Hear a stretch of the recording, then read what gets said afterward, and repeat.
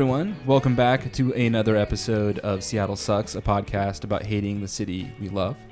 It is a special episode today. We have a special guest. But first, I thought I'd introduce the crew. It is me, Alex, your host, and... This is Greg. Greg's here. And this is Colin. Cool. And then our special guest today is Shik Hawkins Jr. That's correct. An activist, a journalist. I'm a lot of things, and I'm none of those things. That's beautiful. That's very poetic. No, I mean, it's not by choice. It depends. Oh, okay. It depends who you talk to. If people want to discredit my journalism, they call me an activist. If they want to discredit my activism, they call me a journalist. It just depends. Okay. Well, we're calling you an activist and a journalist here today. Yes! The first time we talked about you was with the Find It, Fix It article. Mm-hmm.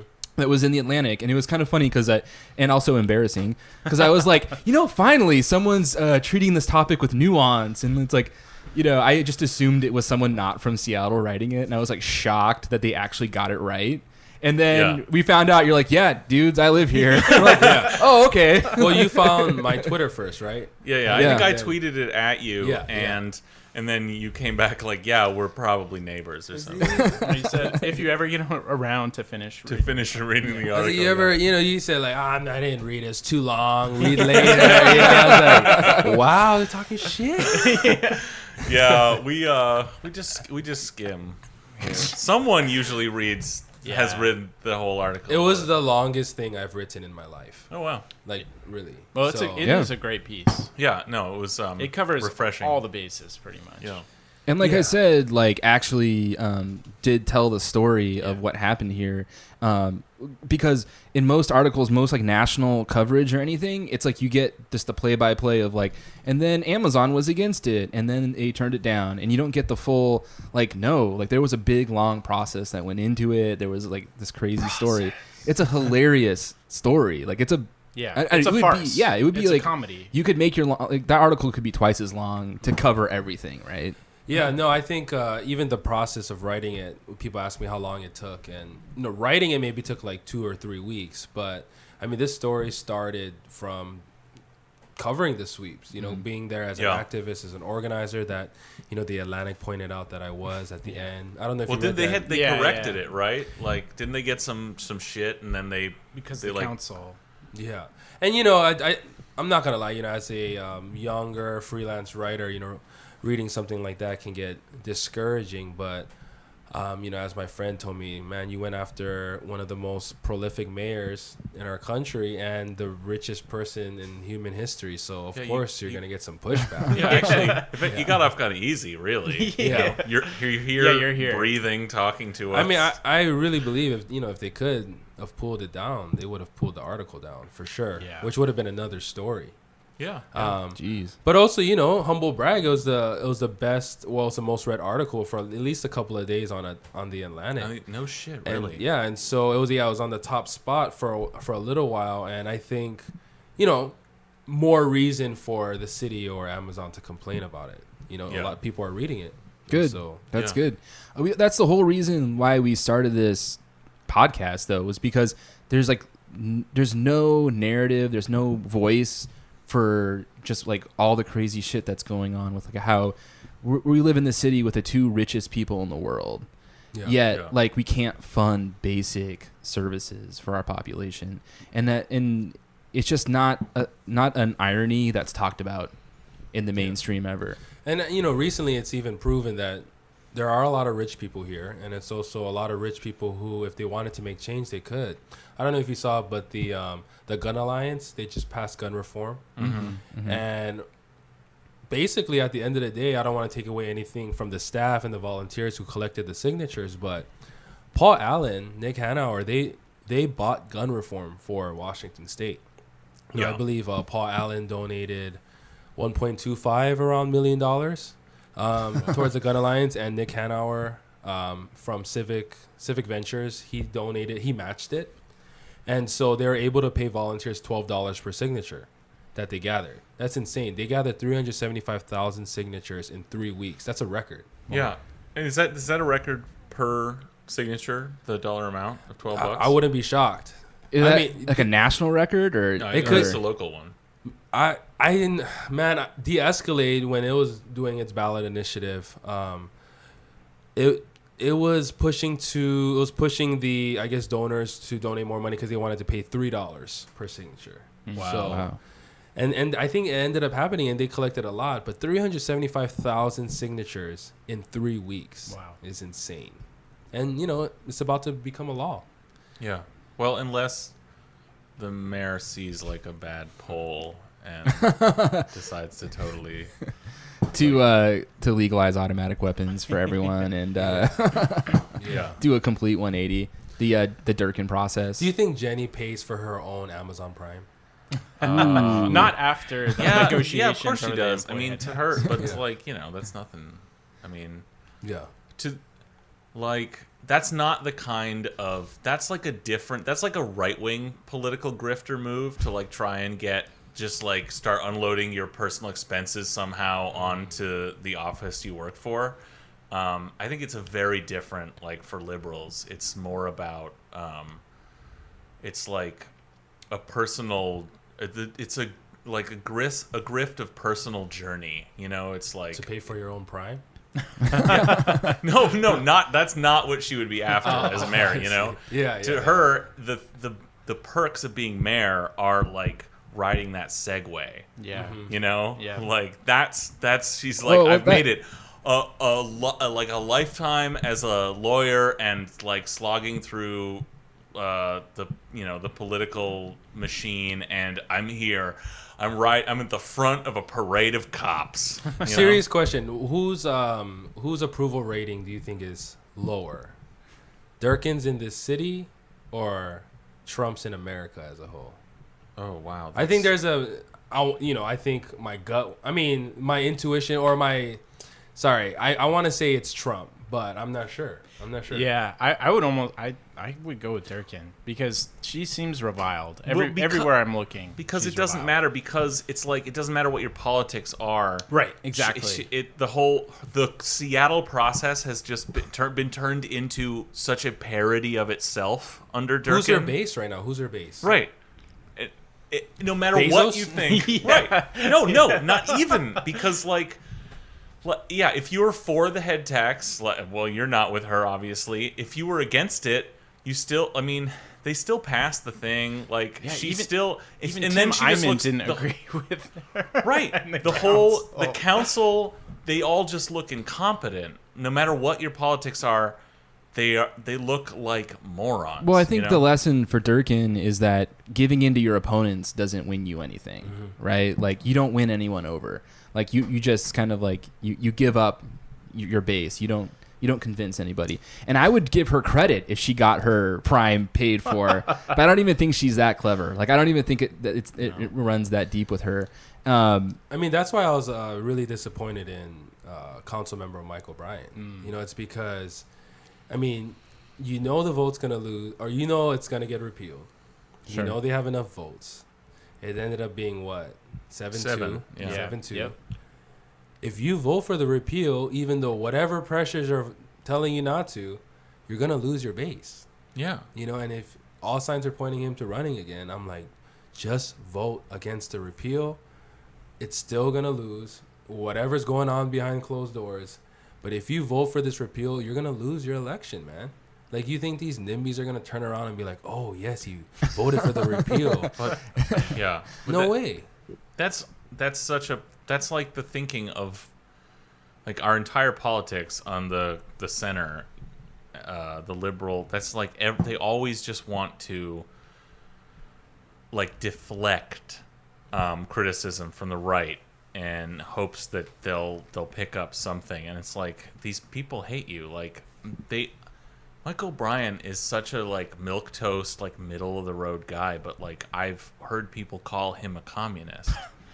And he was attacked at a party, too. Yeah. And it's like, what that tells you is, like, if Barack Obama and Michael O'Brien are going to be called communists, like, you might as well just run as a fucking communist. Like, So is right now not the perfect time to be building a third party? Yeah, right? Right, yeah. Yeah. Absolutely. Yeah. Like, I think there's so, like, that there needs to be a narrative, you need an enemy to fight. And like Sawan is smart to narrow it down and be like, we're going to fight Amazon.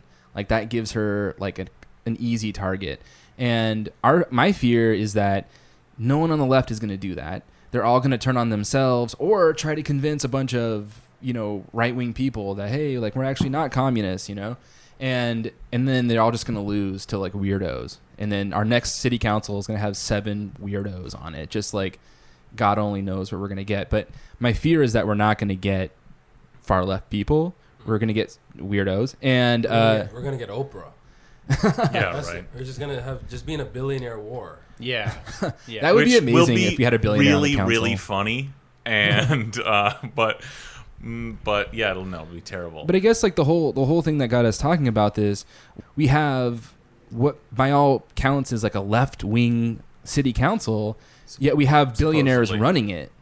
Like they're not running for office. They don't even have to run for office. They can just politicians are so cheap or so like malleable here, But they don't even have to like. I don't think Bezos is funding any of these people. No. He just all he does is like, yeah, we're gonna pause planning on construction for something. I mean, he funded Durkin's campaign, and I mean, I see your point, but then at the same time you have the Koch brothers, right, who have been behind the scenes of all of these campaign funds, all these ballot initiatives. I mean, I think the cool thing about ballot initiatives now and creating policy through that is finally the people are taking power back from these billionaires, because really it was created for billionaires to change laws, right, during the Koch brothers time to stop income taxes and things like that. And now now it's being used to create police reform, but it hasn't always been used that way. But at the same time, it's still being used for for any right wing crazy thing. Definitely. Like Seattle, and Washington State has a long and storied history of libertarian shithead ballot initiatives. I mean, Tim, I don't think there's anyone who lives in the state of Washington who doesn't know Tim Eyman's name and know his face, his pale, sort of chubby face. I'm still wondering how he got my email. Because he has everyone's email. Everyone's email. He's ubiquitous. To me, that just says it's like, once in a while, these billionaires can exert their influence for something that you might be for that might not be totally rapacious and horrible, but because they have that power, most of the time, most of them are just going to exert that power to get more power and take more money from you. I mean, as I can talk as much shit I want against, on Bezos and whatever, how he looks like Lex Luthor and whatever. Yeah, blah, he's blah, cultivating that look, though. Yeah, he is. He loves it. But at the same time, I have to admit that if Bezos wanted to, create a big impact on homelessness and actually do something, he could. Yeah. He really could. He could. And I think people have to stop complicating the conversation sometimes and just admit that this city and the people who control the levers do not care about this issue. No, they don't give a shit. Yeah. And I think once you've accepted that, then you can begin fighting in a way where you can try to create some change. Because I think there are too many people in the city that still cling on to this hope that people give a shit about this problem. No. And really, they don't. No, what they give a shit about, what Bezos gives a shit about, and what this head tax fight was about, because it wasn't about the fucking money. Because the money was fucking pocket change. It was nothing. It was a joke. It was to both sides, it was a joke. Token gesture. Nothing. Would have bought 3 houses. Yeah, right? Yeah. I did the math. It's not about the money. Literally would have bought a few houses. Not about the money. Yeah. No, it was the principle. It was the principle. It's for the both idea, sides. Yeah. Exactly. It's the idea that taxation is viable. That the city, that anyone, that a body politic can stand up and say, we're going to tax you. Yeah. That is off the table for these people. It's ultimately about power. They have that power. If you can be seen to be able to take that away from them, even in the tiniest way, then that's a big loss of their power. 100%. And I think that's why the country and the world was watching. Yeah. That's why people cared. Nobody knew what the numbers were. Nobody knew how many per employee had. Nobody knew the 40 million from the previous 75 million to the proposed 150 million. Nobody knew the numbers. Sure. But people knew what was at stake. And it was going to be a slippery slope for whoever won, And I think right now, I don't know. I'm not going to lie, man. After that head tax repeal, I never felt so hopeless in this city. Yeah. And like you said, it wasn't about the numbers. Not at all. It was about okay, this is where the line is drawn. This is what we're up against. And we're a little fucked. Yeah. Just a little bit. I mean, of course, we're going to keep organizing. We're going to keep fighting. But there was a couple of days where it was more somber than usual. I mean, we've got things repealed in the past. We've seen laws passed here where it's been regressive. This was just so blatant. It was. And it happened so fast. Yeah. And so out of what's nowhere. crazy too is none of the council members saw it coming. Like, it never occurred to them that they would just mount up an initiative and be like, we're going to go full bore against it. And it just, to your point, it even caught, cynical political people off guard. Oh, yeah. About how aggressive it was. Well, it didn't catch us off guard about how aggressive it was. No. Because since it passed, we said on every week since, we started this podcast right in the middle of that, so a substantial bit of this podcast has been about the head tax. Belaboring it, basically, at this. The surprise came when the city council just totally shit the bed. I think it shows us a couple of things. I think one thing it tells us is that 2019 city council race, they're gonna run a full ticket. They're gonna run Absolutely. They're gonna run a Chamber of Commerce backed full ticket. They're going full force. Because they've got an issue now. Yeah. Even though they won, right? They've got an issue. And you're going to see the Shama Sawants and the Michael Bryants challenged by these fiscally responsible. It's my favorite. Yeah. and that's the thing is don't forget pro-jobs. Pro-jobs. The same bullshit that they were saying during the 15, right? It's going to take away jobs. But what you'd think the city council didn't learn any fucking lessons from that fight, right?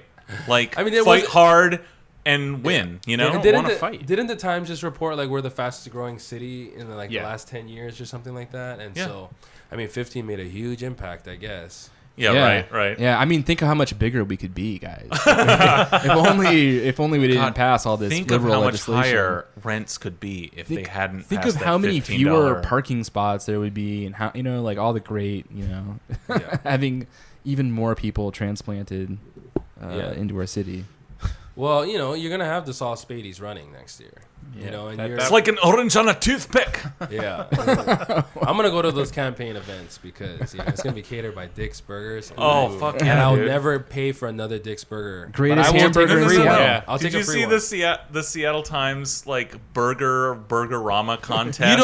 I only voted for that so they could lose. I swear to God, I was fuck this. It's so blatant. It's it's awful. This every week there's a new best burger in Seattle, and it's some $20 grass fed whatever, and it's a fucking ground beef sandwich. I'm not gonna go into that rant. I'm sorry. Oh my God, thank you. Yeah, thank you for stopping. Jesus Christ. But Dick's, of course, Yeah. convenient. Did they win? I saw that they were in the final. No, it won. Yes, won. Dick's, the favorite, the best burger in Seattle. That sounds like Dick's. free polling. Right? No, that's exactly what that is. Polling. Yeah, the best part of that article though. Was Bethany Jean Clements got quoted in it. And Bethany, if you're listening to the podcast, blink twice if they're putting a gun to your head right now. Seriously. She's like, Dick's is by no means a good hamburger. Truth. Bethany Jean Clement. She gets some nuggets of truth through. Yeah, because she film critiqued it again. She comes back around to say, when you're drunk at 2 p.m. or 2 a.m., it's the greatest thing on earth. For $1.29, it's the best burger you're going to get. Her new job at the Seattle Times, I don't know how long she's been there, but is to review new bougie Seattle restaurants like the national papers review Avengers films, which is to be like, well, this is some like lowbrow garbage, but at the end it's like, well, but it's fun and the whole family enjoy it and go out, and so like one thumb, I guess. Yeah, it's cool. No, I mean on the Times though, I think that's why. Well, I'll say this. I think a lot of people, obviously say that Bezos and Durkin and the other elected officials they're to blame for this failed head tax. But I think people don't mention enough the role that the Seattle Times played, and of course the editorial board. But I mean, the publication as a whole, it controlled the narrative. Holy shit, yes. It really did. And this head tax disaster is the clearest evidence of the gap that we have in our city of any viable left-leaning publication to hold a paper like the Times accountable. They literally could have said anything they wanted and it would have happened. Yeah, it would have been the conversation. With the stranger imploding, with one full-time reporter left there, the PI is basically almost gone. I mean, we don't even need to talk about the PI, but because that's just a sculpture at this point, like a rotating sculpture. It is a beautiful thing, but that's all the PI is. I tried to read a story there the other day, and as I was scrolling down, a poll popped up, and it said support local news by doing this poll, and I just quit. Like, close browser. Yeah, I was like, no, man. So I remember when the Times bought the PI, and everyone was like, "Oh no, we're gonna be a one-paper town." There was an outcry of like, they can't be owned by the same company. It's like, this is terrible. It's the collapse of news in America. This is like the late '90s, right? Yeah. That sounds right. When the nail came and they actually shut down the presses, which were printed in the same building in Bothell at that point, it was like, well, yeah, we all knew that was coming.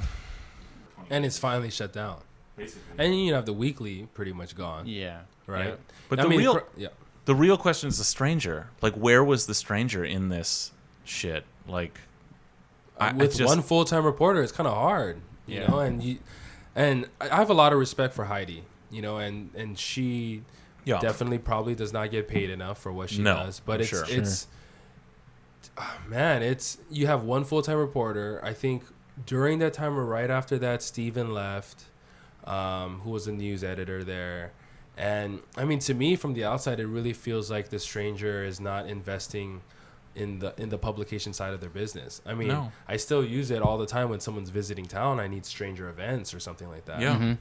But I mean, you have Crosscut, who, signs are pointing to them becoming maybe a new PI or something like that. But is that indicative of a changing of Seattle? Yeah. Like is it not that the left is giving up on having a voice, or is it like the demographics have changed? Like we have changed the city sufficiently to the point where that opinion or that voice is no longer valued. Wow. Right? That's a good question. I think it's personally, I think it's cultural atrophy, and I think we've seen this over like the last decade.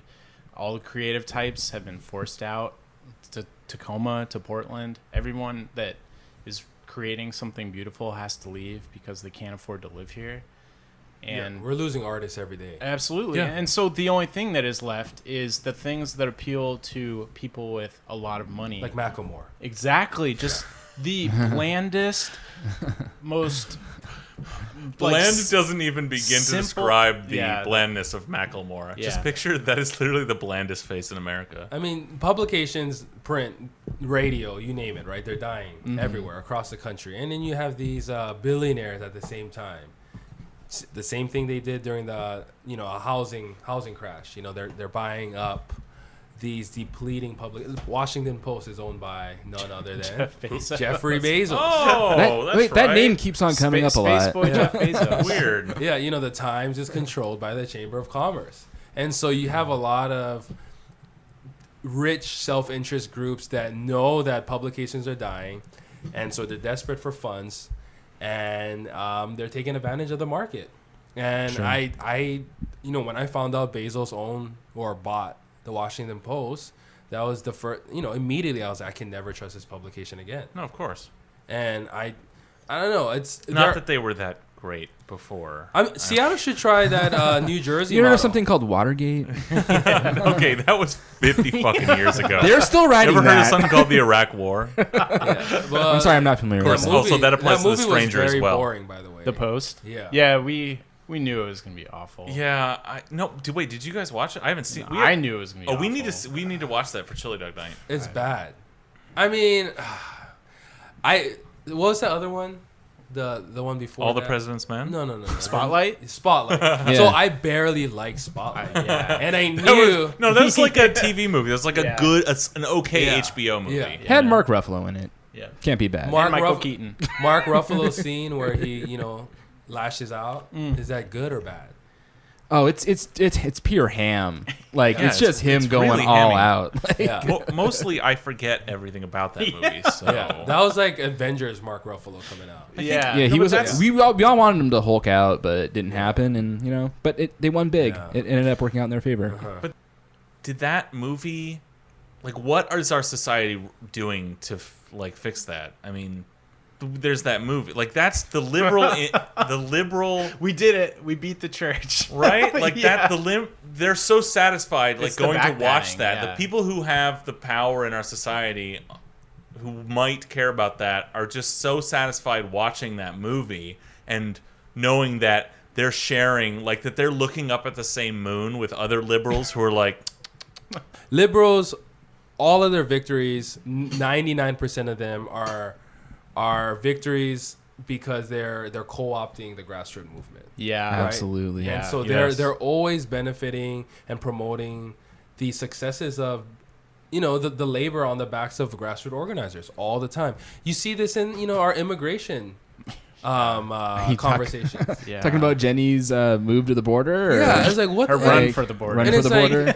it's so funny because the critique on liberals is like, oh, what about these Obama stats? What about these Obama stats? Deportation. And you know what? Rightfully so, liberals are dumbfounded. Like, they don't know what the fuck to say. But when you ask a grassroots organizer, what about the Obama? Like, oh, yeah, we were on the streets during Yeah. that Yeah. administration. If you were paying Yeah. attention, you already knew that. yeah. yeah. Absolutely. No, during that time, that was like one of the huge issues was going down to the ICE detention center in Tacoma, SeaTac, and protesting, and because it was like at that, imagine a time in America where just holding people indefinitely was considered like the worst thing ever. Yeah. And then sure enough, like it just gets worse and worse and worse until it hits this like tipping point where all of a sudden Democrats are like, okay, this is an issue we need to talk about. We need to compromise on. Yeah, or you know what I mean? And it's Only like when children are literally in cages are Democrats like, oh yeah, we're against that.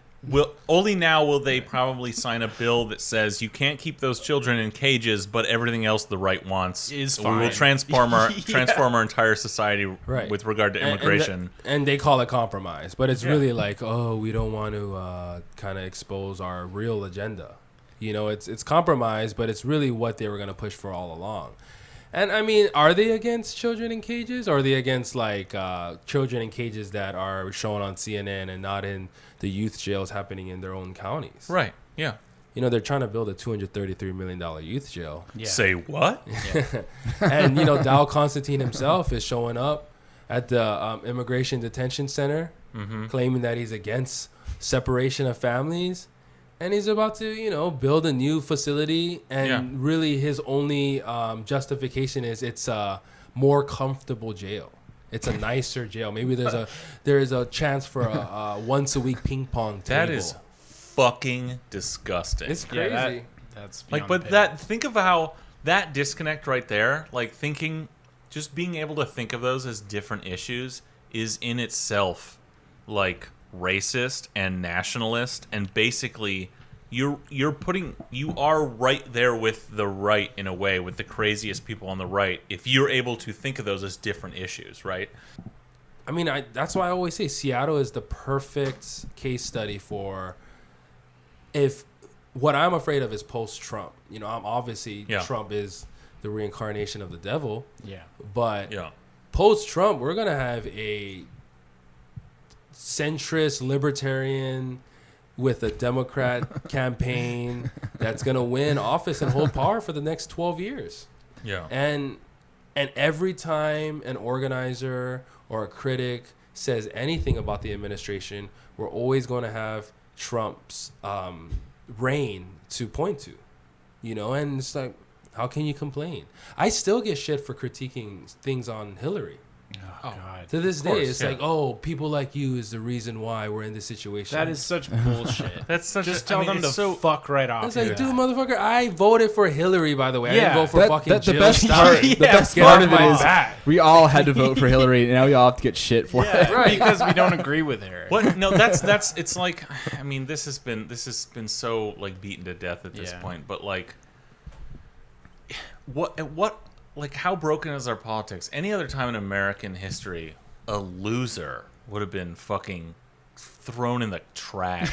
Like, you would take someone who lost that presidential election at any other time, that our politics weren't broken in this particular flavor.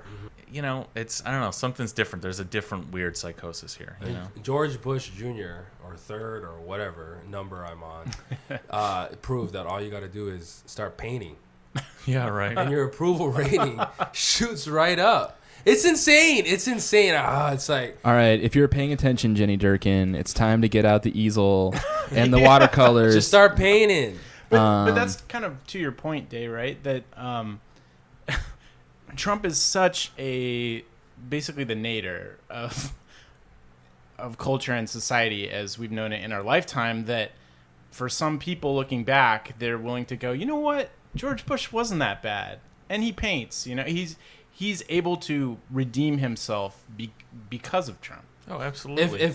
Or be rehabilitated by people forget if Trump's presidency ended today, he did some really bad shit, but Bush still blows him out of the water. Yeah, absolutely. And Trump is still on track to it's like maybe he'll be worse than Bush. I don't know what the litmus test for that is, but Bush was an atrocious president. Yeah, he was a cancer on the earth. People forget what it was like, and I'm a millennial, by the way, so I'm just talking out of my ass. But really, people forget what it's like. That's what we do here.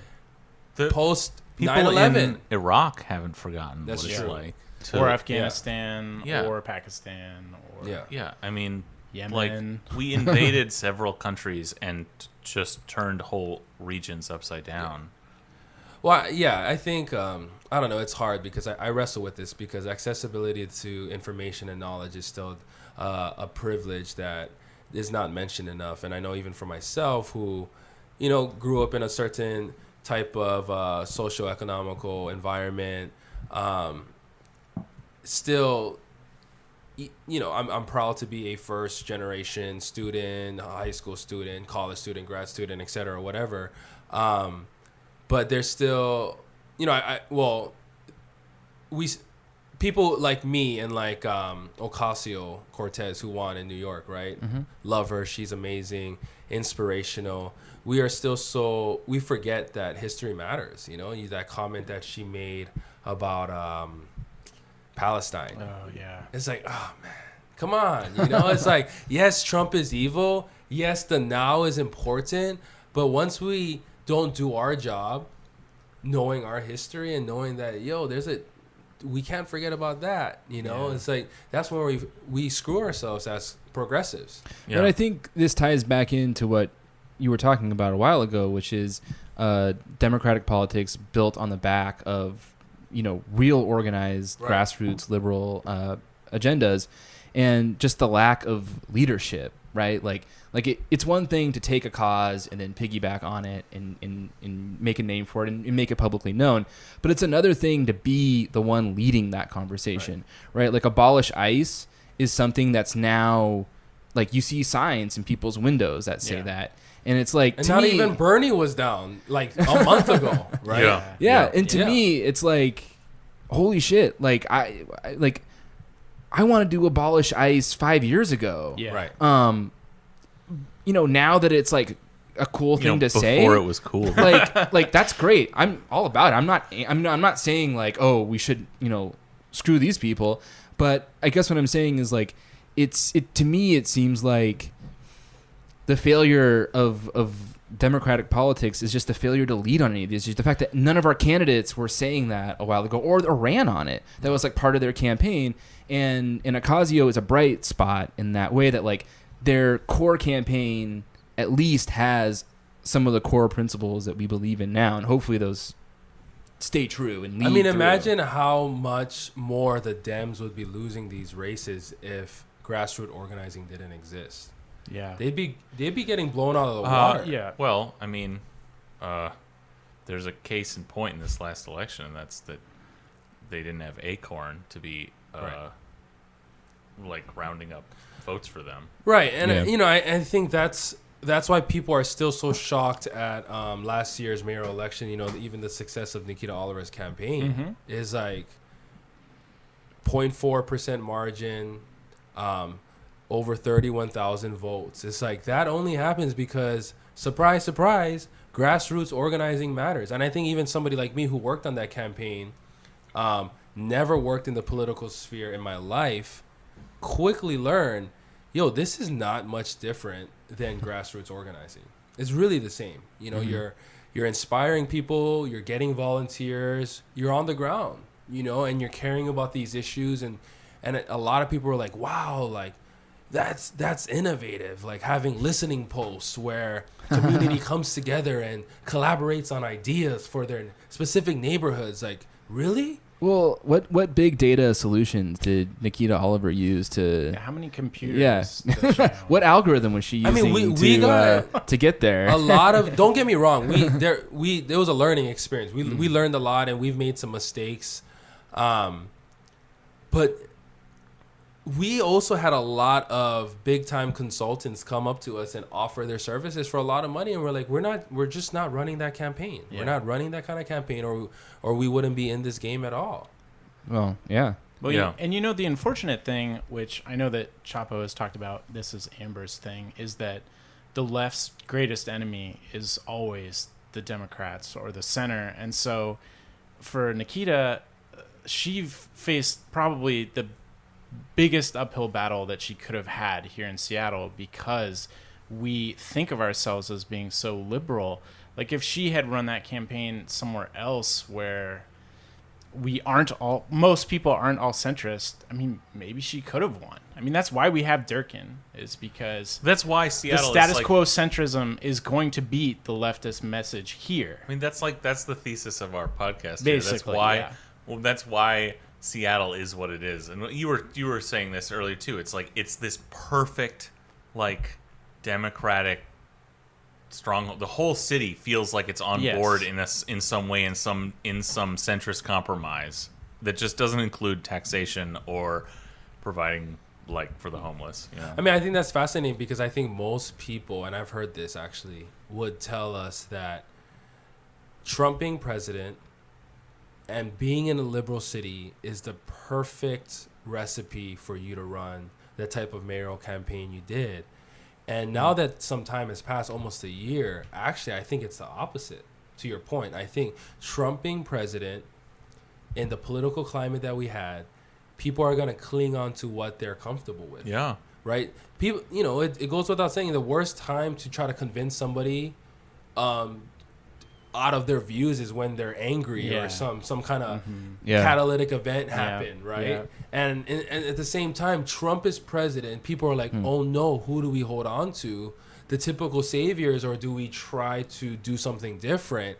And a lot of rhetoric that we faced through the campaign trail was, well, who's going to be the best equipped to face Trump? Like that fucking matters. And that's what Jenny came out with. The minute she became mayor, she was just jumping all over Trump like it fucking matters. That's the it's just like, who cares? That doesn't matter. The graph.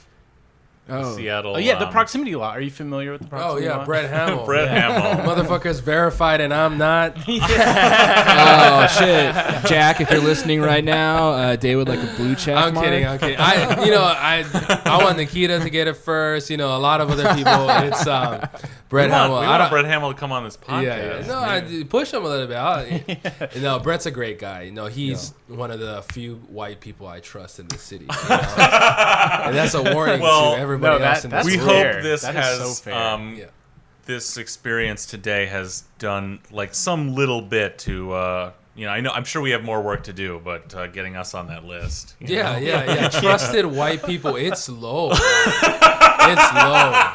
That is the insidious thing about this city. As I've learned moving to Magnolia, is this. It's like, have you ever seen the John Carpenter movie? They live. Yeah. Sorry, yeah. There's this guy who's surrounded by normal people. He finds these sunglasses, and when he puts them on, he notices that about like 80% of the world are aliens. That's what it's like. It's like everyone is, again, as we just said, like these centrist Democrats, and they hate Trump and Black Lives Matter, things in their house and all this stuff. And then when you try to when one homeless person happens to sleep in a park in a Magnolia, there are people that want to go like actually do violence to him and literally vocalize a wish for him to die. And there's all this hate. And it's unbelievable. I'm waiting for that sunglass to be in like the new app feature for Nextdoor or something. Really, it's they're looking at, and they're not a lot of. You look at the numbers, right? Demographically in the city, it's changed a lot, and we know the obvious reasons why. And I think even more so, like neighborhood watches. Like I just spent the weekend a little outside of the city, but. The scariest thing entering a suburb neighborhood is that neighborhood watch sign. It's just like this weird, eerie, Big Brother, like Pleasantville. It's more like Big Brother. It's more like Small Grandpa. Right. Small Grandpa. I don't know. How old is Saul Spady? But he's not rolling around in a golf cart. Like he may be contributing funds, but the guy actually doing it is like a VFW guy who with like his cap with all the pins on it, and he's rolling around he's 85. You say that, but I really feel like the find it fix it thing, right? Yeah. Like as soon as you offer some sort of you take that sort of cover off of people, like you find out real quick that like. Wow, Seattle is actually openly hostile. Yeah. To, imagine if there was a huge if Anonymous got hacked into Find and Fix It app and just revealed the faces of the complainers. Oh God, hint. And at the same time, you have Michael Brown, pretty much getting killed by a neighborhood watch, self-empowered vigilante, right? And it's we live in an era next where door is vigilantism. Oh fantasies. yeah. It is, and and that's why I don't know. Do we fight tech with tech? I know there's some tech bros in here, but I'd love to see apps like Cop Watch. Yeah, something where live streaming cops. Right. Dude, I guarantee you that shit would get shut down so fast. If someone had because they did that when they revealed the ICE agents, right? Someone like public information on LinkedIn. I saw that it got released. And immediately Twitter pulled it down. Yeah. Really? Yeah, Twitter of all people, free speech, right?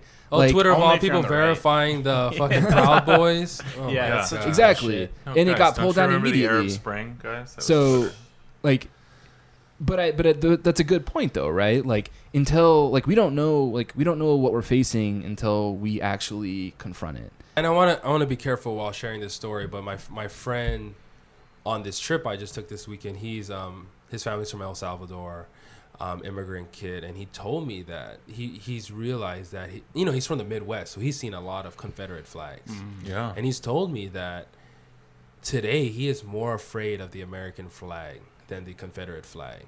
And it's not that the Confederate flag does not represent just generations of the most atrocious crimes against black and brown people, of course. But what he was sharing with me is that with the Confederate flag, you see that and you know immediately to walk the other direction. But the American flag is still something you're taught to not only respect, but to forced to feel safe around. And at the same time, it's first of all, side note. Why do people love big ass flags? Dude, why do people need to fly? We know it's in fucking America. we know what fucking country we're in, dude. Land ho! Yeah. No, but why sometimes do they have to be so big? Dude, you talking about Bartel's flag in West Seattle? Dude, it's huge. It's huge. I'm just like, the bigger the flag, the freakier it is. It's like, I get it. It's sometimes they're massive. Yeah, have you seen that one in Tacoma? If you're going, yes, that's the one I'm talking about. So. The one about the hospital, yeah, right? man. Oh my god, it is so big. It's like the biggest I was flick I've just ever seen. up near the Canadian border along the I-5, like north of Mount Vernon. There is one at like a car dealership that is like the size of a fucking basketball. It's huge. Like, they're overcompensating for something. Yeah. Well, I mean, obviously the reactions to the protests on the anthems they show us enough evidence of how we feel about patriotism and nationalism in this country. But my point is that a city like Seattle, it's, you know, I drive through rural America and I'm like, damn, I'm so glad I don't live here. But I immediately recognize that I don't want to be here. I don't want to stop at a bathroom. But here, I live here, and it's mentally exhausting because you're constantly feeling like, should I be afraid? No. Like, it's safe here. No, they got my back. Yeah, no dude, way. It's they live, man. Yeah. It's like you need the sunglasses, man. Constantly. And I'll tell you, as an organizer, it's like it's exhausting because you always have to be on, because it's almost like you always have to sleep with an eye open, because sometimes they give you a bed, you know, depending on who you are, right? If you can afford the rent, but they give you a bed and you know you're not going to get any racial slurs thrown at you. Actually, that's a lie. I've many times in Ballard and Fremont. Jesus, yeah. really? One time I was drinking at a bar in Fremont, and this white dude walks up to me and he starts circling my head, like just studying me. A lot of studying going on in Seattle. A lot of. He sounds like scientists. a phrenologist, maybe. An Was academic. He was just like looking at me, and I was like, yo, like, what are you doing? Yeah. And he just looks at me and goes, what are you? Oh my god. And the most, like, he was so curious. And that's the thing about white people, man. It's like their curiosity always has to be quenched. We all have questions. I'm looking at people. We like to learn, Dave. We like to learn. They're always like looking and like, whoa, I'm curious and I'm gonna find out. And it's just like, and I'm like, what do you mean? He's like, what are you? I'm like, yeah, man, I was trolling him. So I was like, yeah, I'm American. And he's like, oh, I know. I know. And he's like almost like trying to recover. Yeah. And then he goes, but I meant like, but really, like, what is it? What is it that makes you look like that? And I'm like, oh my god. No, true story, man. And I'm telling you, this stuff happens all the time. And it's like, it's almost like they feel like the curiosity is a compliment. Yeah. It's almost like I'm intrigued by you, so like be flattered by that. And I mean, really, what is colonialism, right? Is basically that. It's quenching curiosity. Yeah. What I want to know is, what is Jeff Bezos? Can we circle him and be like, what are you, man? What makes you look like that? Are you? See, exactly. I mean, I've been on to him for a while though. Like, he's one of the few, like, top 1%ers who, like, I've never heard a lot before on the mic, Yeah, like, he's quiet. Yeah, he's just very private, very supervillain. Unless he's talking about fucking putting people in space. He loves rich people love fucking space. They do. And it's because it's the last part of the world they haven't colonized. Yeah. Really, it's like, oh, space. More curiosity. And telling you, it goes back to this curiosity, like, what I'm curious about is saving this fucking planet. Yeah. Let's put our energy around there, but no space. The biggest disappointment for those type of people is going to be dying without finding an alien race that they can colonize and, like, exploit and have sex with. That's the subtext. They love aliens, man. Yeah. They just love space because they're 12-year-old boys. They're nerds. Well, that's it. Yeah. Like, he's so basic, Jeff. Oh, it's like he needed something like big and dramatic and sort of poetic. He needed a poetic technology to sort of put himself into, and that's the best thing he could come up with. It's so basic. And everybody else around him was doing it too. He didn't want to. Yeah, they're all doing the same fucking thing. Elon. Guys. Yeah, Elon, Richard Elon Branson. Musk, the socialist, by the way. No, thank you for bringing that up, by the way. No. Because DSA Twitter is gonna hate me that I brought that up. No. They have all, like, muted Elon Musk. Elon Musk has a rose now. No, wow. See, I believed you. I freaked out for a second. No, the troll would be complete if he was like, "Fuck it, I'm going." I think he's taking a break from Twitter though. He finally like broke with the whole like his submarine mishap, and he called some guy a pedophile. He kind of fucked up a little bit. And then he kind of like, I think he's like off. He's off. He logged off for a little bit. I'm sure it's going to ruin his life. Grimes has his phone. Yeah, the Papa John's guy called him and said, "Yo, I gotta warn your ass, man. It don't matter who you are, you're fucked on Twitter." No, it's I don't know. These billionaires, they're all socially awkward. Yeah, and I don't want to take away, social. That's fine if you're socially awkward, but they're all like they lack a lot of people skill, and they're all like in their bubble. They don't get out much, and how could they? And they have all this money, right? Why would they? And they have all this money, and they don't know what to do with it. Yeah. And I don't know. And I think what we should do is start pitting billionaires against each other. Whoa, that is one of the topics of discussion for this podcast is the race to 1 trillion, which in a world where we're just barely scraping by to fund public infrastructure and there's massive amounts of anger towards government, the articles being posted is which company will reach 1 trillion in market capitalization. Are there odds? The odds are on Amazon. I believe it's like 2-1 Amazon. Yeah. It's like. Well, did you see that like South Korean submarine found like 190 billion worth of gold in a sunken ship? Oh, really? Shit, it was like a company who found it. It sounds like a conspiracy theory, but no, really, a company found it. Wow. So they, I don't know. Did they get to keep it or? Hey, salvage, man. That's I don't know. Of the seas. Yeah.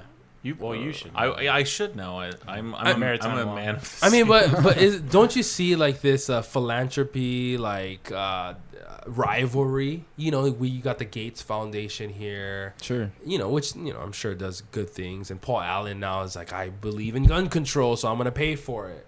And Bezos is. I mean, I don't know. He's kind of losing there, but there's this rivalry going on in. Across the world, right? Who is the most giving billionaires? When did billionaires become liberals, by the way? It's once you get $1 billion. Once you make enough money to become a liberal, then you can afford it. Old stuff. Andrew Carnegie was the same way. He just destroyed everyone in his path and made I don't know what amount of money, insane amount of money with U.S. Steel. And once he did that, he'd collected just all the money in the world. He was like, "Oh, now I'm gonna be a philanthropist. I'm gonna give it away."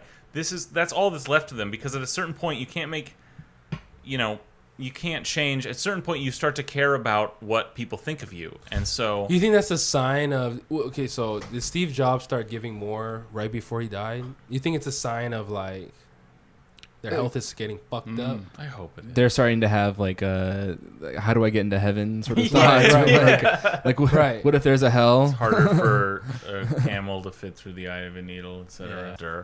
Who's your favorite billionaire, by the way? I don't have any fucking favorite billionaires. If you had like one billionaire to be your sugar daddy, like who would it be?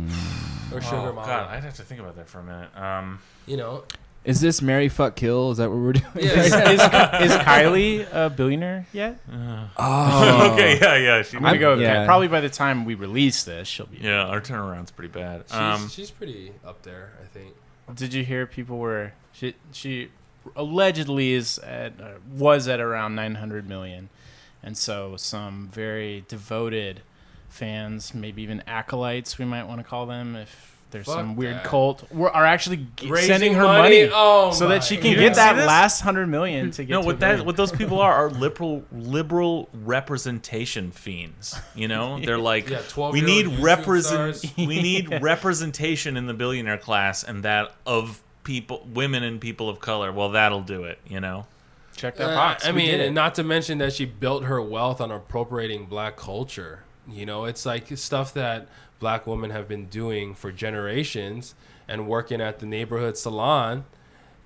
Of course, it took a Jenner Kardashian to break the ceiling, to make her fortune on. I mean, it's circling back, like you said, it's a perfect liberal depiction, because at the same time you have these Democrats building their fame, and every single one of them, I don't care who they are, every single one of them build their success on the backs of organizing.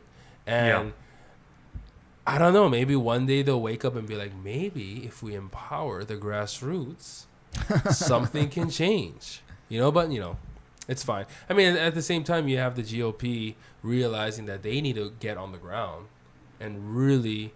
Well, they've been on the ground, look at the Tea Party. Yeah, they've been courting the populist right for at least like 10 years. Since Yeah, but that's been like Koch brother money, Yeah. Like we need our $1 billion sugar daddy for the left. And Tea Parties founded in Seattle. We gotta make sure we say that. Oh, right. See, wow. Our mayoral election in the general was a $5.4 million net worth woman facing a $4.5 million net worth Jesus woman. Christ. And that was it was a battle of the riches at the end of the day. I didn't realize that was like that much money. By the way, which one you think had 5.4 and which one you think had 4.5?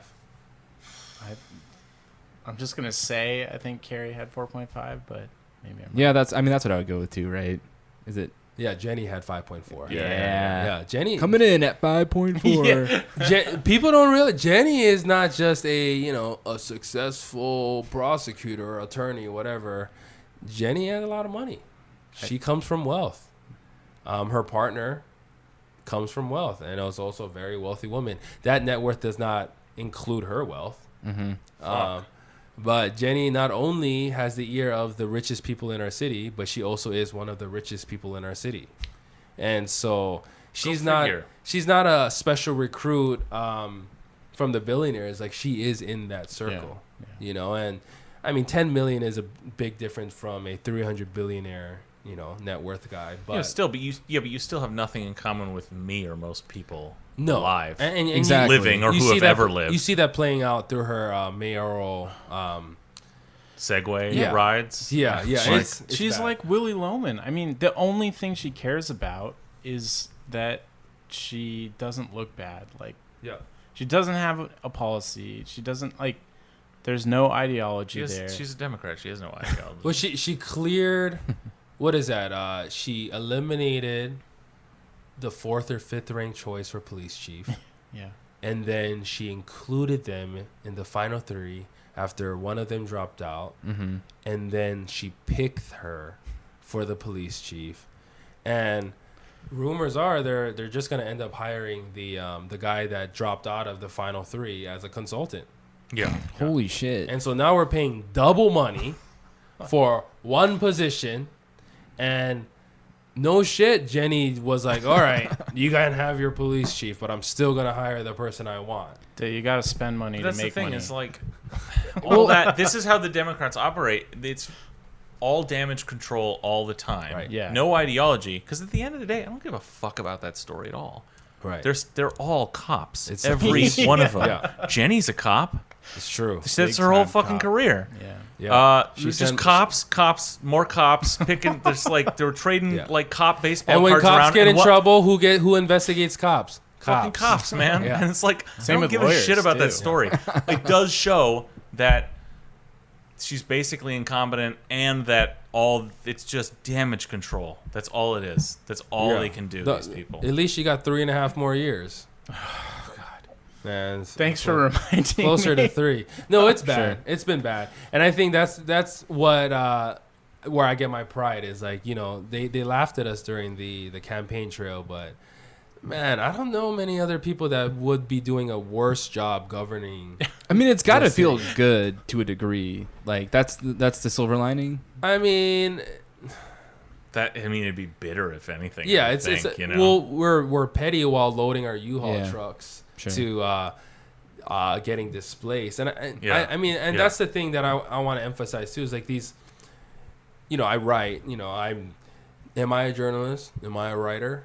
Am I I don't activist. know, a blogger? Am I an activist? Sure. Ask the Atlantic. Ask Jenny Durkin. But I will say, people often ask me why you do this, and at the end of the day, I care about people. Yeah, I want to help people out of their situation. But at the end of the day, 6 months ago, my landlord tried to take $10,000 from me when I said I didn't want to renew my lease. You know, my last employer wrongfully fired me. And now, you know, I'm trying, you know, I had to find resources to help my case through some discrimination. Like, this stuff is happening to a lot of Black and brown organizers who are like, and I'm really good at advocating for myself. Like, I won that $10,000 case because what do you know? I refer hella people to the tenants union, and I happen to know where my rights are. You know, like, I'm hoping that I get some kind of equitable compensation for anyone who does me wrong through a previous job. You know, things like that happen, and that's what makes it so exhausting, is because this doesn't turn off. Whether it's you're doing it for somebody else, or you're doing it for yourself, or you're doing it for your own family, we're not playing these games. And I think that's the biggest petty gripe I have about white liberal Seattle, is like, they can turn off the TV. Sure. You know, they can go they go home to their $3,000 a month Capitol Hill studio. You know what I mean? And it's like, damn, like, they're reminded when they refresh their Twitter feed in the morning. Yeah. And I'm like, nah, man, like, yeah, it seems like I use Twitter a lot, but it's because there's a time in a day where I'm like literally live tweeting the shit that's happening to me. You know what I mean? It's like, I don't have to go find these stories. I'm not like, oh, how do you have all this access to these people suffering all the time? And it's like, well, because they're my fucking neighbors, man. What do you mean? It's like, goddamn. And I mean, and that's what I want liberal Seattle to understand, is the people that they're fighting for have the ability to fight. Yeah. And they continue to refuse to empower those people. And until they do, we're going to lose. Yeah. Because what the right has done is activated their base to really come after us. And the liberals, the white liberals...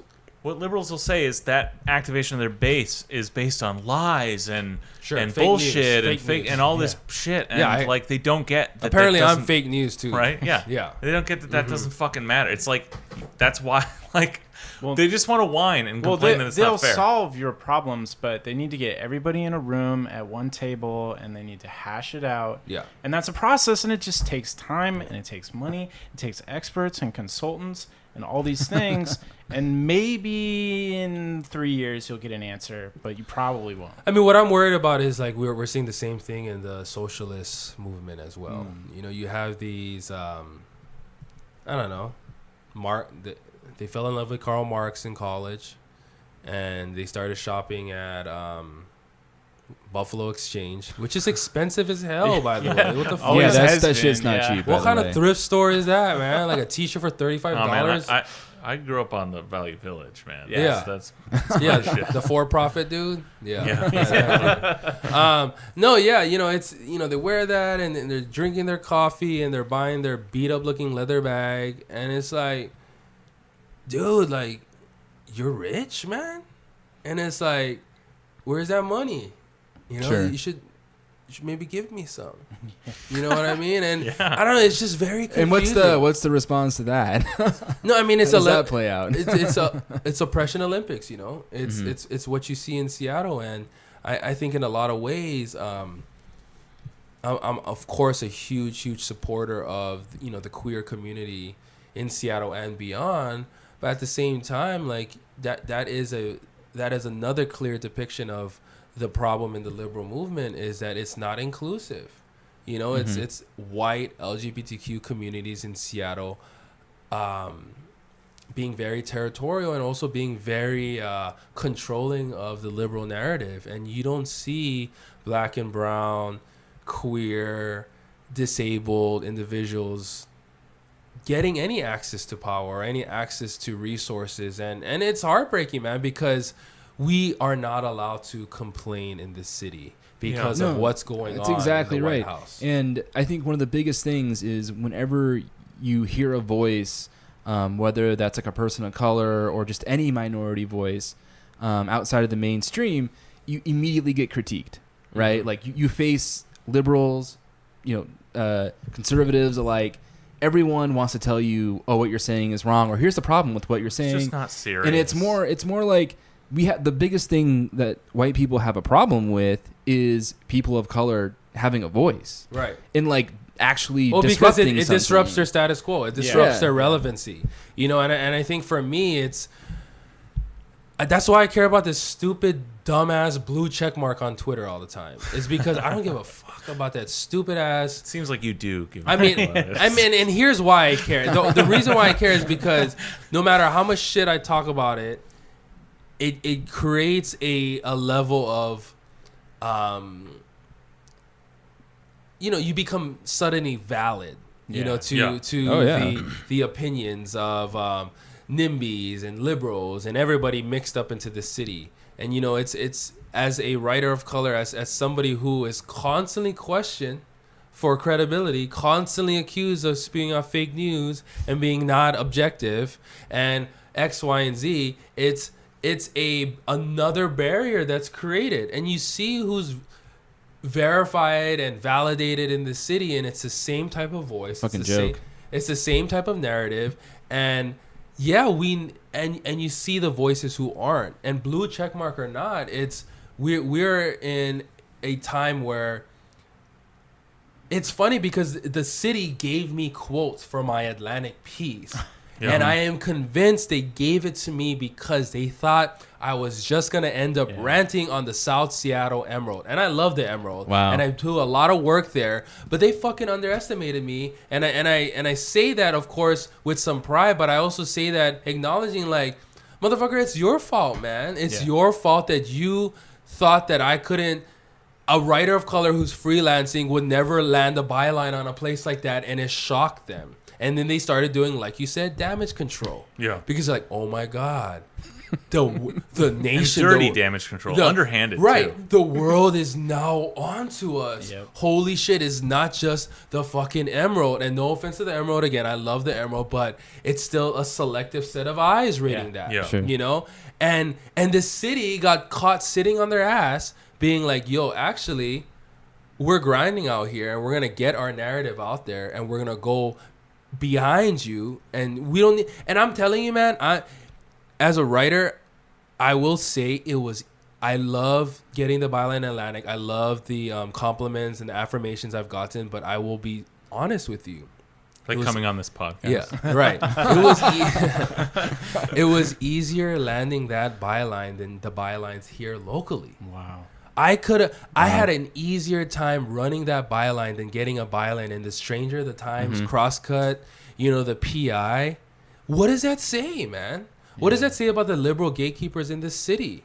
You know, that are desperately clinging on to controlling the narrative. Like, we're fucked, man. How am I getting an easier time getting a national platform like the Atlantic than the local papers here? It's not like the Atlantic's some like red. Weekly, workers. Don't get me wrong, the Atlantic has its issues too. I think, you know, it's you know, the Guardian, the Atlantic, they also love their billionaires. But at the same time, it's like, what do we have here left with the Stranger imploding, the PI disappearing, the Weekly going underwater? Well, that's what I mean. Like, that's what I mean. Not to toot our horn at all, really, but like. That's what got us so pissed off, and what made it convinced us to do this is because like there's just no voice for real left-wing politics left, and the narrative is so tightly controlled that you can't even. That's why I was so like when we read your article, I was so shocked that the Atlantic of all publications was actually treating the Seattle issue as nuanced and thoughtful as it was, and I was like, God damn, the Atlantic. Wow, of all places. And it's our own people in this city that are writing those articles. They're not being written in The Stranger. They're not being written in the Seattle Times. No. They're not being written anywhere else. Yeah. But they find space, you know, outside. That's why we're on Twitter so much. Yeah. It's literally like it's the only place where we can control our own platform. And you gotta start a podcast.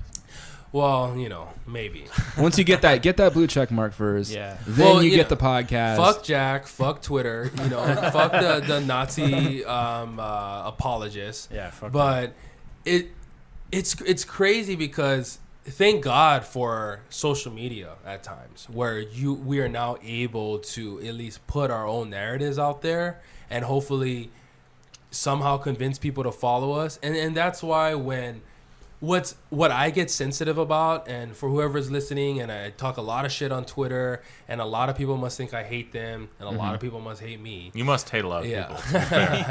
It's they need to realize is like the number one thing that I'm sensitive about is taking a hit against my credibility and also my work, man, because white liberals do not realize how hard Black and brown people have to work to even get your voice. Half of Nikkita's campaign last year consisted of us convincing people she was a viable candidate. Oh yeah. You know, I'm sure it took you guys a long time to jump on the train. I'm not gonna ask who you voted for. No, I voted for her. This was something I was gonna bring up that you said earlier, is that about Durkin being so fucking awful, is that everyone said, well, Nikkita, she has no experience. I mean, she has no experience. And it's like, go fuck yourself, you know? Anyway, sorry. I don't want to derail you, but no, like... I mean, that is like... no, but... it's so typical. Like, what... can you not, like, look around you and see that all that fucking experience has meant fucking shit for anybody? Like... ideology is what matters. You need it's the only thing people's that matters. View of the world, their basic morality at this stage in our culture.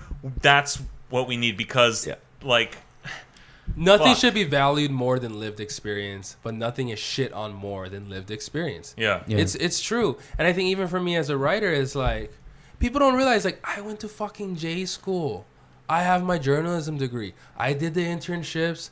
You know, I worked in radio, I worked for papers, and I got out for a lot of reasons we can talk about later. But did you not put all that on your blue check mark application? No, man. There is no application anymore. You know, I applied, I helped run Nikkita's social media account, and like, man, I applied twice, and she got rejected twice, man. Fuck. And it's like, what did she got to do? She got almost 20,000 followers. That's fucked up. Anyway, no, I you know, for me, it's like, I hate it because I want to say fuck you. I'm gonna wear hoodies if I want to. I'm gonna go to these protests because I give a shit, and like, because I give a shit, then I suddenly become like not an official reporter, because actually the outcome of this is gonna affect my fucking livelihood. Insane, dude. Absolutely. Insane. No, that's our media, the media sort of fetish, the media class liberal fetish is objectivity, right? Which is bullshit. The biggest fucking privilege is objectivity. Oh, fuck. That is an excellent way to put it. It's insane. Dude, right? Yes. These people, the people who care about that, it doesn't matter. We were saying this before. Like, to them, they want to read these very objective articles about how terrible the Trump administration is, because in the end of the day, it doesn't matter who's president in their lives, because they're fucking fine. Like you said, they're they fine. can turn off the TV. And they can get up and check their Twitter in the morning. You see a reporter like with her fucking house being flooded and a tornado coming, and she's in front like, there's a tornado happening here in the city. Like, no, she's gonna be fucking grabbing her things and running the fuck away. And I think so many, and it's so funny because I heard this rumor floating around in the city, like, I heard Day is actually from a rich family in Hawaii, and they own a lot of land and went to private school. Would you like to confront these rumors right now? Would you like to confess? It's hilarious because, like, my personality, I think a lot of my Asian culture is like, I don't like to put my own personal shit out there. I tweet a lot and I talk a lot of shit, but my mom always told me, now it's getting a little personal, my mom said, you know, you're really good at making people feel like you're very open, but you're really not. You know, you just create that illusion. And at the same time, like, I do that because, you know, that's what good journalists do. You know, they convince you that they're being open, so they get information from you. But anyway, you know, that I don't. The point is, I don't like doing that. And when I heard these rumors, I'm like, I don't want to reveal to everyone that I, you know, like, actually, I grew up in Section 8 housing. Actually, I grew up in poverty. Actually, I grew up in one of the poorest parts of Hawaii. Actually, my parents are immigrants, and they struggled, and they went bankrupt. Like, I don't want to say that shit, but you're forced into this corner of like, what the fuck? Like, that's the like the last tactic they have, is like, they're trying so hard to discredit your work. You know, the lesson there is you'll in this fight, like a real political fight, they're going to use anything. Yeah. You know, there's Right. Anything, Yeah, and everything nothing will get them to shut up. And Yeah. and finally, you know, I say like, actually, no, these are the correct facts about my upbringing. Or Nikkita will like, actually, this is how I grew up in my childhood. And then they'll be like, oh, well, sounds like you have no experience. Yeah. It's like, oh my God, I just literally laid out all of my experience. Yeah. You know what I mean? But they mean experience in the professional fields after your Ivy League degree. How many consultants do you know? How many? Yeah, exactly. Yeah. Fuck. Oh, yeah, How's your ridiculous. Rolodex? Is really the the question. I still don't even really know what that means, but So back before cell phones. I don't know. On the other hand, you know, we live in a time, 2018, where a lot of people have already gotten displaced in our city, and you know, like the liberals keep doing, I am very weary of continuing to play defense, and it's Absolutely. I'm not from Seattle. You know, like I just mentioned, I'm from Hawaii. A lot of similarities between the two places. You know, very blue. Transplant. Transplant. Moved here in 2014, and so not that long ago. But just, you know, sweeps are happening back home. You know, homeless sweeps. Fuck, It's man. we have very, very blue Where politicians. they just drive them right into the sea? I mean, where do you go when you're? We recently passed a beach ban and sidewalk. No, but fuck off. I mean, like, I don't know. Hawaii, to me, like one of the facts I know about Hawaii is that the beaches are all public, right? Yeah. Like that's Except like the a homeless major people. political like win for human beings is that you can't fucking own privately the beaches in Hawaii, and you're telling me that you can't be homeless on the fuck. That's like where you go if you want to be homeless. The dream. If you really like people want to say like everybody on the street wants to be homeless, they want to refuse service and whatever. That is bullshit. Except in the case of like the platonic ideal of the Hawaii beach bum, you know. And like, well, that's totally fine, and that's the homeless person that people are okay with, because they always preface it with like, obviously I don't hate all homeless people. I feel bad for a lot of them, and that's the person they feel bad for is the beach bum dude. You know what I mean? Everyone else, obviously not. If they're like, I don't even know what a beach bum is. Actually, it's just somebody who wants to just hang out on the beach and not really do. I mean, much. you know, It's a stereotype. I blame those white hipsters who like are now volunteering to be homeless and like making documentaries while living in their car. Shut the fuck up. Oh, cool. Oh yeah, you'll see them at Sundance soon. It's crazy. Didn't Planet Money do that once? Someone did that. Yeah. Oh, I mean, Homeless and for they're a like, day? you know what? Being homeless wasn't that hard. Yeah. What? Yeah, that is Jesus. the dumbest.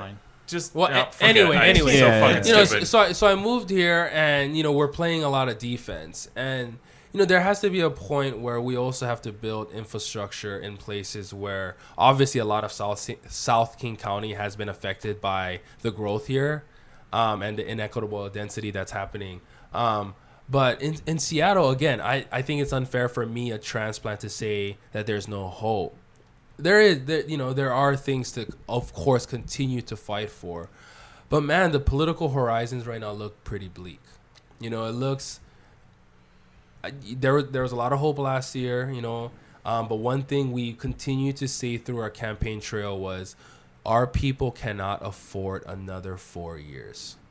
Right. No, I mean, right, it's right. life and death. Yeah, and what happened was we did the 4 years that we fear the most got elected. And we're about to wrap up year one. And our fears are coming true. Yeah. And we're going to continue to fight. And it's really important. I think another thing the head tax fight taught us is how important it is to elect 6 city council members. We can't be doing this 5-4 bullshit anymore. And Need to be in every fucking race, man. Yeah. And we can't continue to give the reins to Jenny Durkin for her to decide with her billionaires. The reins. Yeah. I think it's like more of handlebars on a Segway than reins. Yeah. Actually. I don't know. I heard she loves escalators, so. Well, she I'll has tell that you in what, common with she Trump. Fucking loves sports. Is what she loves.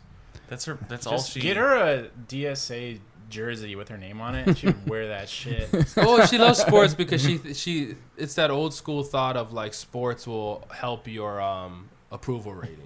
Like it makes you seem like regular. Yeah, Yeah. she does a lot of kissing babies and not much. And else. I mean, she had Obama in her mailers during her campaign. Like her picture with Obama, which was equivalent to a kid taking a picture with Mickey Mouse, at Disneyland. Like, who gives a fuck? You're not friends with him. Like, you're not friends with Barry, dude. I was born in the same hospital as him in Hawaii, okay? You're not friends with him. Like, you stood in a line. You heard it here. Day is friends with Obama. No. I like Barry Obama. I don't like Barack Obama. Yeah, I don't like President Obama. I think he's probably a cool dude. It's obviously a cool dude. Yeah, he looks really not really hip. the question, is it? Mm-hmm. No. I voted for him. Yeah, of course. At the same time, it's like, I don't know. We have 3 more years of Jenny Durkin. City council races are coming up next year, and if we're gonna continue to fight, we have to continue to try our best to vote true progressives in. There are races this year that are, obviously some Democrats are running in this for Congress, for different races. We have a prosecutor race, coming up in November, and we have to start electing real progressives. One of the campaigns I'm helping out is Darren Morris's campaign for King County prosecutor, and some of the things. The reason why I got convinced to support a prosecutor race is because he's claiming things like divesting from the youth jail being built. Talking about what does protecting sex workers look like in our city. Wow. I think that the whole what was going on. What state was that in? The prosecutor, Pennsylvania, right? Right. Like that showed like there are battlegrounds that we can win on that aren't traditional battlegrounds. You're talking about Larry Krasner? Yeah. Philadelphia? Yeah, he's the shit. Yeah. And he got into some trouble recently. He sent some trans activists to jail. Correct that shit, Larry. Yeah. But they elected a progressive candidate, public figures like Sean King suddenly was like, I'm going to start giving a shit about DA races and prosecutor races. And I'm not going to lie, man. I'm somebody who said I'm never going to do politics. I'm never going to work in that field. Then we ran a mayoral candidate, and it was really like most of us, if not all of us, would not run a campaign unless it was a type of campaign we ran, right? Yeah. And now, like, I'm finding myself supporting a prosecutor's campaign, which fuck the system. It's not working. It's broken. But how do we do these quick fixes as we work towards abolition, as we work towards divesting from jails as a whole? As we look towards what restorative justice looks like. But what do we do right now? And I'm hoping Darren Morris is a step towards reaching that reality. Just say it one more time. Where's he running for prosecutor? Darren Morris is running for King County prosecutor. Yeah, I think that's it. I don't know. I mean, is he running against the incumbent? 11-year unchallenged Dan Satterberg. Okay. Yeah. Take him down. He was Republican this whole time in King County. And as soon as Darren Morris entered the race as a Democrat, he switched to a Democrat. Yeah.